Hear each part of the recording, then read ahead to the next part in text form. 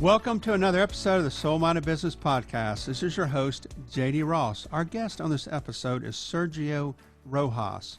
Sergio has 24 plus years experience as a functional movement specialist, holistic nutritionist, and wellness coach. He was on NBC in Chicago for 11 years doing weekly health and wellness segments. He's been on the Today Show, the Dr. Oz Show, and was runner-up for Trainer of the Year. He was appointed by the White House in 2009 as Executive Director for President's Council on Fitness, Sports, and Nutrition. Sergio has taken his experience and over the past 7 years focused on taking his work and passion to helping companies with culture change led by awareness, wellness, and leadership. He specializes in working with trucking companies and drivers and is also just launching a new consulting company, Alive Consulting. So we're super excited to have Sergio as a guest. Now, Sergio is a guest, not for those accomplishments. All those are fantastic. But listen in. I had the opportunity to meet Sergio at a conference. And it's one of those people you look across the room and say, there is something different and unique about Sergio. And you're going to hear it on this podcast. So listen in and enjoy. So Sergio, welcome to the podcast. Oh, thanks, JD. I'm honored to be here. Super excited to have you on here. We did the intro here about all that you've done, but let me tell you, the listeners, how we met. And sometimes I know they got to wonder, where's he finding this guest, or why are they on the podcast? So we met at a conference in Florida. It was at which Boca was it? I can't remember which Boca, Grand Boca. I can't remember. There's so many. But we met at a conference, and you sat across the table from me. And it was one of those moments where I go, I'm not so sure all that he's about, but there's something special about Sergio, and I have to learn about Sergio. You just had this, of all the people, there were a group of wonderful people, but when you spoke, I said, I have to know what this man is about. So it's curiosity that got us here. It wasn't the accolades and all the things you've done are fantastic. It was the way you are. So Sergio, tell us a little bit about yourself and what you do. Well, I'm in the space of helping people, helping companies, and serving them to be more authentic, to be more successful, and whatever that means for them. But, I think to me, it all starts with health. And, if you're not healthy, it's hard to be happy. If you're not happy, it's hard to be healthy. It's kind of this circle that supports each other. And I got into it because I battled my own depression as a kid, as a teenager, and in my early 20s. I struggled with depression, and for the last few years, I've been working with trucking companies and truck drivers, and it's one of the most important populations I've ever come across. I mean, you don't realize how they are almost ghosted by society. They're not paid attention to. They're kind of taken for granted, and that the sacrifice and the work that they do, and they need help, and they want help if you're willing to show that you genuinely care. And one of the things that came across when I started doing wellness consulting for truck drivers is that, they're not going to care. They're too busy. They're going to be skeptical. But what I found is that if you build a connection with them, if you show that you truly do care, you earn their trust pretty quickly. And I did by just sharing my story of, I grew up with parents, my dad never finished high school. Neither of my parents had a college degree. My parents moved to America very, very poor, and we had nothing. My dad was a busboy, didn't speak English. My mom would stay home and she'd clean houses and cut hair on the side. And, we just struggled financially my entire life. And through my anger and depression of just always seeing my parents struggling, it was funny because it was by accident. I wanted a motorcycle. And I said, if I'm going to get a motorcycle, I need to earn it. And I was in my early 20s. I didn't really go through much college because I couldn't afford it. And I was a really good student in high school, a 3.9 GPA, but just couldn't afford college, didn't want to go into debt. So I was working 2 or 3 jobs at a time. And I decided to do this 4-month fitness challenge. And if I can stay clean and sober, because I was doing a lot of alcohol and drugs to escape from my depression and my anger issues. So I said, if I'm going to do 4 months of clean and sober, whether I win the contest or not, didn't matter. I just want to do 4 months of clean and sober and get a body transformation. I did. And I bought myself a motorcycle, and I'm riding that motorcycle late at night on Lakeshore Drive in Chicago. I'm at 1 and 2 in the morning. And I'm like, this is what I wanted. This is happiness. And after riding for about 30 minutes or an hour, I realized it wasn't the motorcycle that made me happy. I just realized I hadn't been angry or depressed for several months. Uh-huh. And that's when I made the connection to the lifestyle. And just sharing that story with truck drivers, build that rapport. And I think that's where I feel so many people in society are. Like, how many people do we just turn around and connect with and are unhappy, are unhealthy, somewhat depressed? Anxiety is through the roof. I mean, with 2020, I think that's all exponentially grown, right? Depression, anxiety, stress. And I think if you can take care of your body and your mind in certain ways, it's not about being perfect. I like steak, pizza, whiskey, wine, and chocolate. Those are my 5 favorite things, but how often and how much? And are you aware? And, if you could just start building healthy habits, it impacts the rest of your life. And it's grown from there, right? So over the last, 5, 6, 7 years, it's grown into mental health and awareness. It's gone into stress management, emotional intelligence. So those are the things that I like to teach and share with people. So I do individual coaching and I do corporate coaching. Yeah, it was that passion for what you do that rang through. And I was describing it now. I know where the source was, right? That I saw it was not just a business doing health and wellness for truck drivers. It was the heart you have for them. That's what kind of just rang. It was just very, very obvious that you have a heart for. I don't guess just for truck drivers, that those people that may be in that type situation where health and wellness is something that needs to be looked at and improved. Oh, it's everywhere. I mean, I think, I worked at a law firm in Chicago, and, some of the most financially successful people were some of the most unhappy people, and were sacrificing their health for their wealth. And we heard that kind of phrase coined all the time. How many wealthy people sacrifice their health, and now they got to spend their wealth to regain their health. And so no, I just love people in general. And what the difference to me with the trucking company was that this is a group of people that didn't have the resources to hire high-end coaching or health coaching, where the law firms can, or the lawyers could afford it easily. So that was just a little bit different in the experience. But I just love people, it breaks my heart when I see people struggling, because I know what it feels like to struggle. My wife has battled depression. So it's just been one of those things that we've dealt with. And to me, there's certain practices you can do that are not as hard as people think to start building and getting out of that, what we call a downward spiral. How do you build an upward spiral, which is a great book called Upward Spiral. But just talks about the small things you can do, is just step outside and gaze at the sun during sunset or sunrise, take a walk, eat some fruits and vegetables, some natural foods. And you start doing those little things and make those little micro habits part of your daily routine. And all of a sudden things start to shift. Yeah, let's go into more detail on that, because you made a reference to it. Right now at this 2020, you see the numbers of depression going. I mean, you watch the depression numbers going up,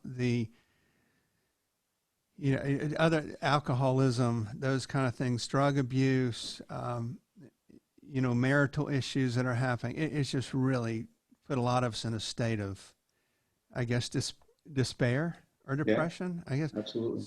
So what do you see? What would you recommend that we do to create that upward spiral in this place that most of us find ourselves in?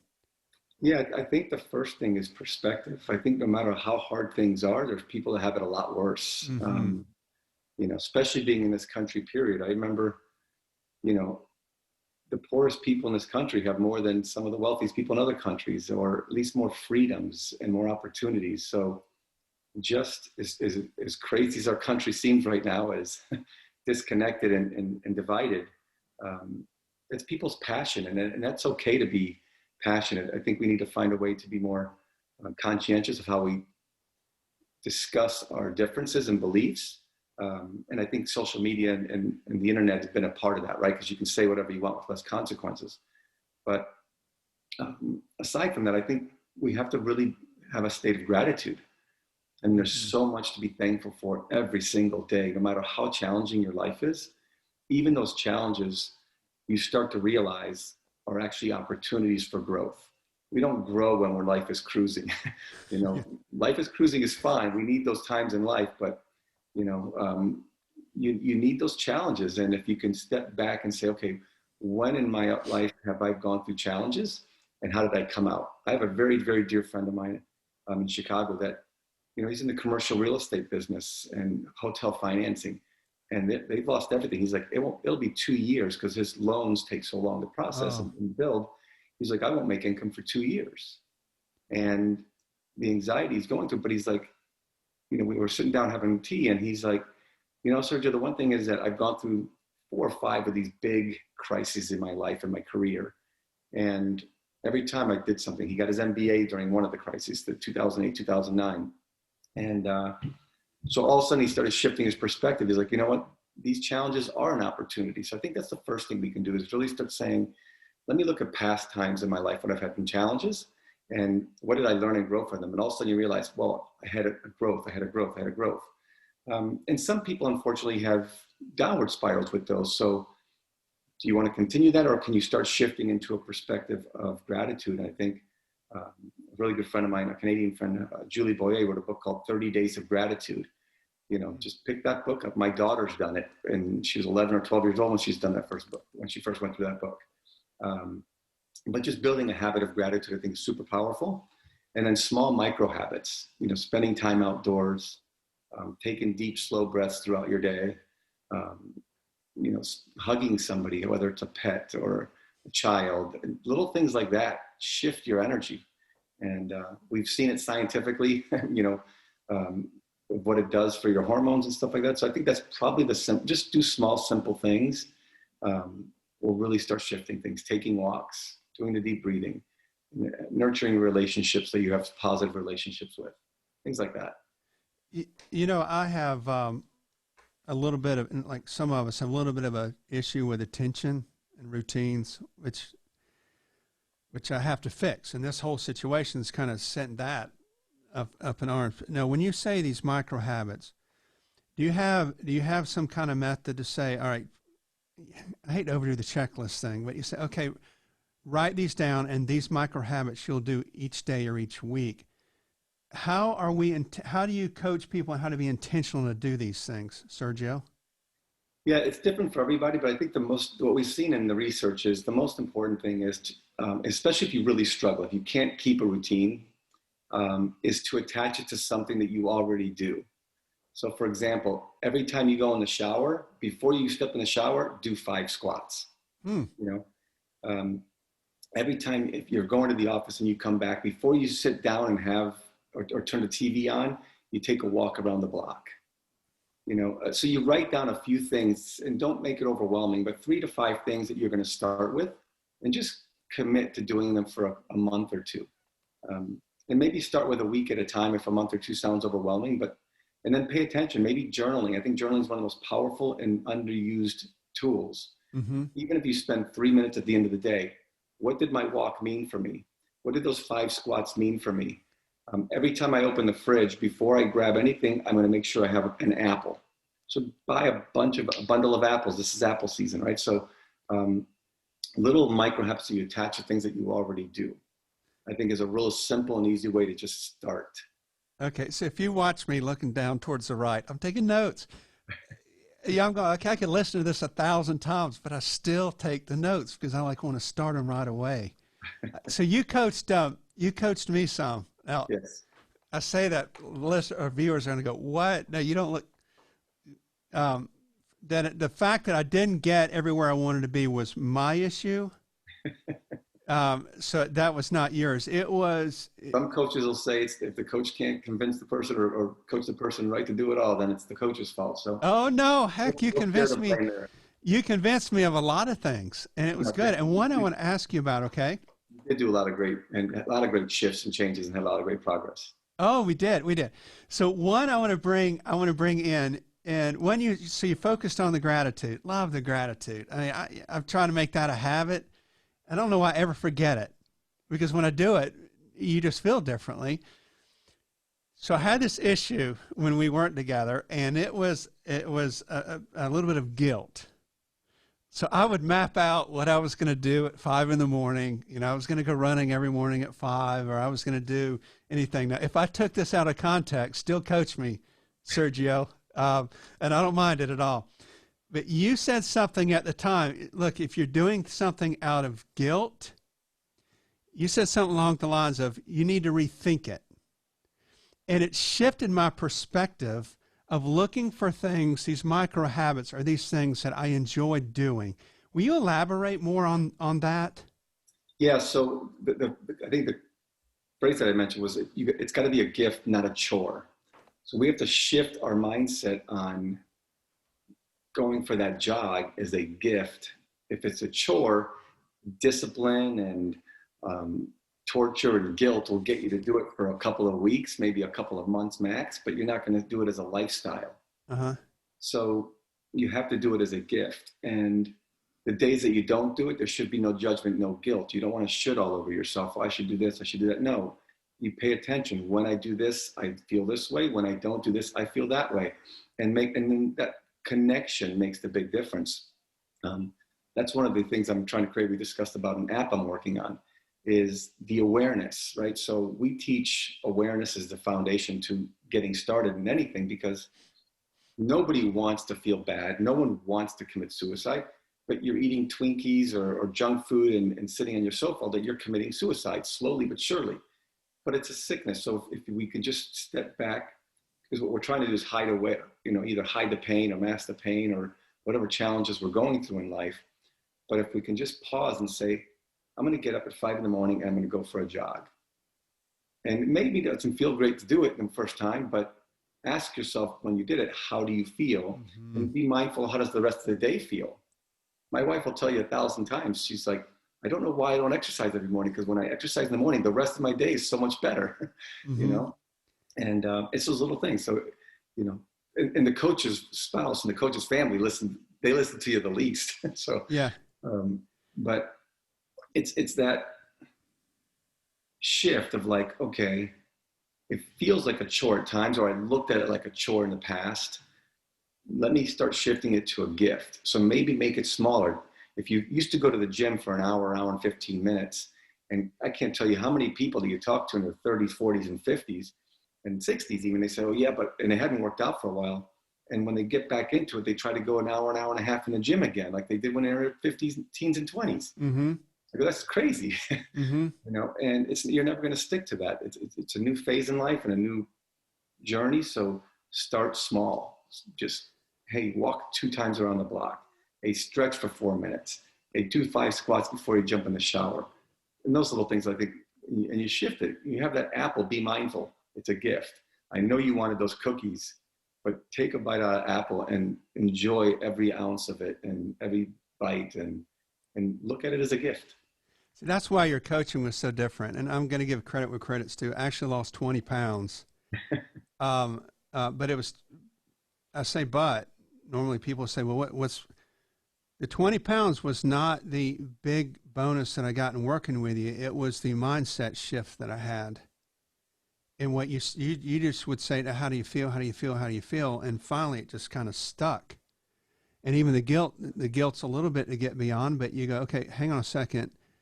Don't be so hard on yourself. I think that's even a quote from you. Don't be so hard on yourself. Yeah, absolutely. I mean, I think people do that. We're our biggest critic, and we self-sabotage ourselves all the time because we have these expectations, these dreams, and then life gets in the way and we don't get exactly what we want. But if we just spend more time in the moment, be more present, be more aware, you'll know what works for you, what serves you, and what doesn't. Like when I talk about diet, there's no one diet that works for everybody. So, don't let anybody tell you this is the best diet ever. It may or may not work for you. So start with some things. We know, through research, there's like a bell curve, right? These are the things that we know help most people. 90% of the people, if they eat more of this, they're going to feel better. So let's start there, but everybody's different. So just do things and ask yourself, do I feel better, same, or worse? And the more you do that, and just get in the habit of asking yourself, does this make me feel better, same, or worse? You'll start doing the things that make you feel better, and you create an upward spiral. Yeah, so let's hit two of the major downsides on that one. Is one, you just called me out on something. I'm of the group that goes, oh, okay, it's time to get back where I want to go, and I'm going to go out tomorrow and run an 8 minute mile, four in a row when I haven't run in forever. Right. So your advice would be just start slow, go out and start. What would you say to me on that? That's one. Just Instead start of running an slow. 8 minute mile, I mean, so you have to look at it as, how much, when was the last time you ran? So, usually 20 to 30% of what you did, when you stopped or something like that. And, you know, do more stretching and do some stuff that feels fun and feels good. So, um, just start much slower. 25, 30% of what you did. So if you took 5 miles, do 1 mile, maybe a mile and a half, and just do more stretching, do a few squats, make it as holistic as possible where you're using different muscle groups, you're using different planes of motion, whatever feels best. Do a little bit of yoga at the end of the jog. Yeah, that's where you kept ringing in my ear. How does it feel? When you haven't run in a while and you go out and just try to, it doesn't feel very good. And the ankles ache and the knees ache. So I went, hang on a second. How do I feel? Because that's not going to last long term. And then sugar. Got to ask you about that. Oh yeah. I felt like many of us right now, I think we're kind of falling off. I see my pals and look around and say, I think more of us are falling off that wagon and we're just eating whatever's in front of us. And then you go on a fast where there's a no sugar fast. Sergio, I went on one of those, and on after a day, I get to a day and a half, and something starts happening. It's like I'm having a crash. I physically feel terrible, and it lasts for about a half a day, and then it comes out. Tell us about sugar. What's your view on sugar? Well, refined sugar is more addicting than cocaine. So, Mm. it's the dopamine, it's the pleasure that comes out. The problem is that our body produces insulin, which brings our blood sugar levels down lower. Otherwise, our blood would turn into syrup and we die. So that's why the insulin gets rid of the sugar out of the bloodstream. But you create more cravings. So it's a real sad thing because it's our own countries, and maybe not just our country. The world has kind of said fat was bad, and let's make everything low fat. And sugar has been subsidized in ways forever and ever and ever. And don't get me wrong, we need sugars. What's the source of the sugar, and how much, and what is it paired with? When you talk about a sugar detox, I think one of the things a lot of people do is they're coupling that with either like a keto or a high protein diet, and they're not getting enough natural sugars and carbohydrates. Okay. So that's where that major energy crash comes. So I think if you look at your diet and you're going to have like a good bowl of oatmeal, natural oats with, some cinnamon and some berries in it, and, some, soy milk or almond milk or something like that, and chia seeds good for some healthy fat, you're going to not have that energy crash. If you get natural sugars from fruits and vegetables and you do a good stir fry, things like that, you're going to have plenty of energy. Get some sweet potatoes. So there's a lot of different ways to minimize the crash. And it's going to happen on some level, same as with caffeine and things of that nature. You're going to have a little bit of that crash because your body's dependent on those bursts or surges. But as you say, it takes about a day, maybe a day and a half, and you come out the other end saying, wow, I don't even crave sugar.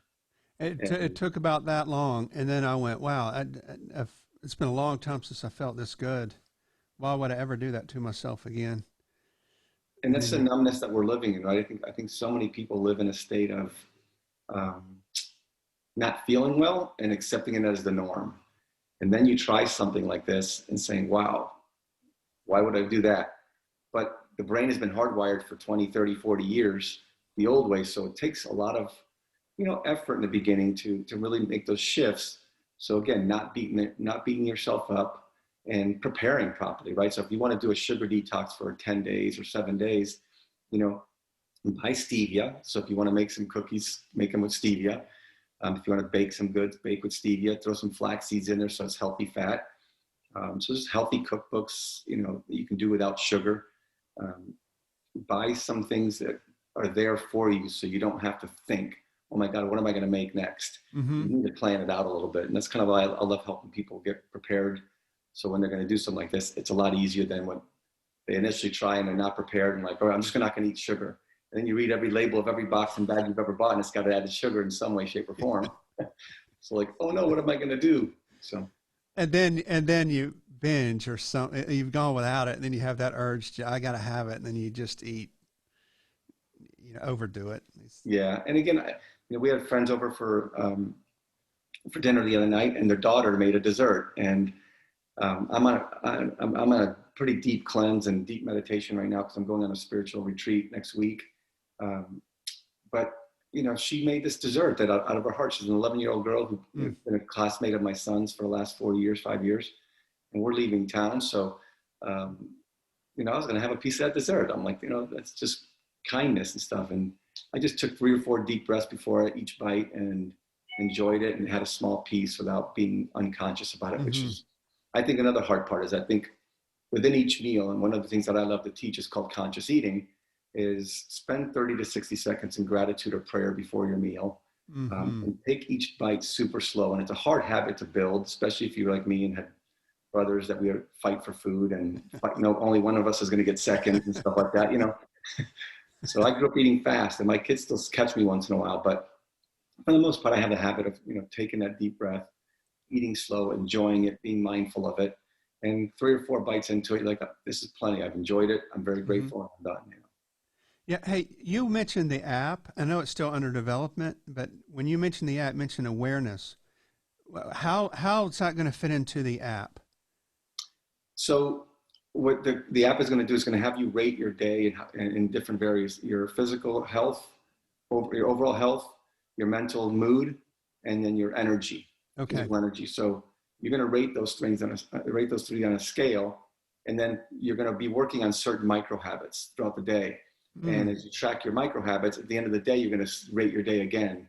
And at the end of each week, you're going to get a report saying, on the days you did this, here's how you felt. On the days you didn't do this, here's how you felt. So it'll just kind of make a connection for people to say, oh, wow. So if I just drink more water, if I eat less sugar, I eat my fruits and vegetables, I slept better, and I woke up happier, and I drove better, or whatever your job or life is. And you start making that connection, and just, you see it on paper. It's like, oh, okay, I'm going to do this for the next few days, and you start building the habits. Boy, that's a difference maker. That would let me know when it's out. I'll get it. Yeah. That's it. I got just 2 more. Now, you were on, I mentioned in the intro before the podcast, you were on the Dr. Oz show and the Today Show. What is that experience like on being on that stage? Nerve-wracking. I did TV for 11 years in Chicago on a weekly segment, doing health and fitness segments.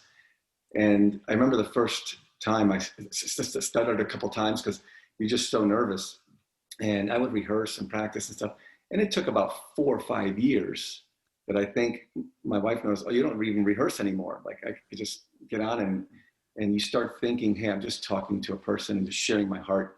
And, to me, it's about humility. But when you're on a stage like at the Today Show and Dr. Oz show, and there's millions of people watching, you're just nervous and your heart's racing, and you're just trying to stay calm and share what you're passionate about. And fortunately, that I'm told over and over and over, whatever I think I did wrong or said wrong, people don't know. And it sounded really nice and clear, and the message came across well. So that's. Oh, and your passion for serving others.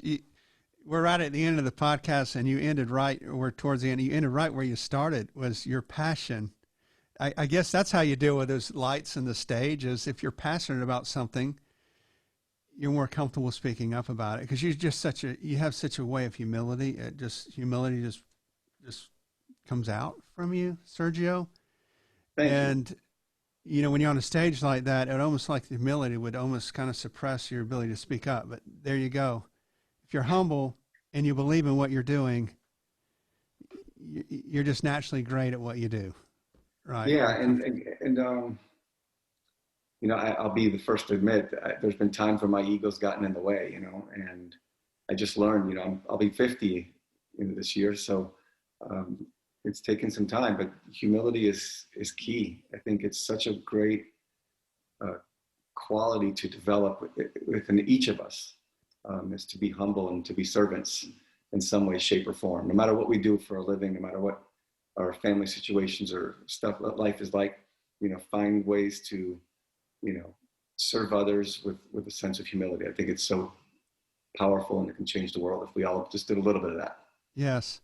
Yeah. So what do you see as a secret to success? We just talked about humility, man. I know you. I know. I always like to. There you go. I always like to end on that question, but I think you end it. You hit it. It's humility, isn't it? I think that's a start, but I think success is. And first, you have to define what success means to you. So while I feel like I've been successful in some areas, I have so much longer to go and so much, further to go. It's a combination of ebbs and flows of being ultra focused at time with certain goals, and then stepping back and evaluating and being in flow with whatever God, the universe, whatever you want to call, has in store for you. I think there's a part of surrender in it too, which I'm very, very big on. I try not to control all the things. I really try to surrender to spirit and ask for guidance of what's my next step, or what should I be working on most, or what should I be focusing on at this point. So, having a balance, a perspective of, hey, this is what I want, this is how I define success, being flexible, because the one thing you got to know is, as an entrepreneur, nothing goes as planned, but in life, nothing goes as planned. So be flexible. That helps with resilience a lot. And we teach that in our emotional intelligence course that I teach when I coach companies. Is flexibility is so powerful, because if you're not flexible, when life throws the curveballs, you snap, versus if you're a flexible person, you're able to adapt a lot easier to challenges and changes. So I think that's really key for success as well. And then ebb and flow between ultra focus for a little while, take a break, evaluate, be in flow, work a little bit less stressed out, less focused, and just kind of overseeing things and experiencing things with awareness, and then shift, and then making the shift and then ultra focused again. I think those little things help a lot with whatever kind of goals you have in life. Sergio, how can people get in touch with you? What's the best way to get in touch with you? So Facebook and Instagram, I'm Vitality by Sergio. It's probably the easiest ways. My new company, which was formed, is called Alive Consulting, which means awakened leadership inspired by values of excellence. The website's coming up, but it's alive-consult.com. Again, that's Facebook and Instagram are probably the easiest for direct message me. Okay, make a note. It'll be in the show notes and on our website. We'll have the links in there for you. Absolutely.